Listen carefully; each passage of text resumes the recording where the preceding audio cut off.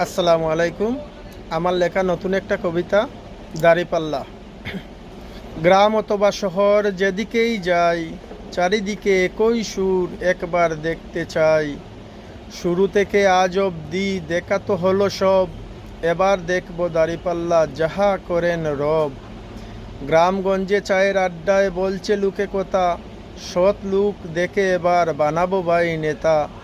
কত নেতা এলো আর গেল, কথার নাই তো ঠিক, নীতির সাথে আপোষ নাই, এটাই আসল দিক। ইনসাফ ভিত্তিক সমাজ গঠন করবে জামাত বলে, নামাজ কালাম ঠিক রেখেও সৎভাবে চলে। চান্দা দান্দা করে না কেউ, করে সবাই কর্ম, তাই তো তারা বুঝে ভালো জনগণের মর্ম। মিডিয়া দেখে মা বোনেরা বলছে নানান কথা, জামাত শিবির বুঝে বেশি জনমনের ব্যথা। দাঁড়িপাল্লায় ভোটটা এবার দেব সবাই মিলে, দিয়েছি তো কত ভোট ভিন্ন কত দলে।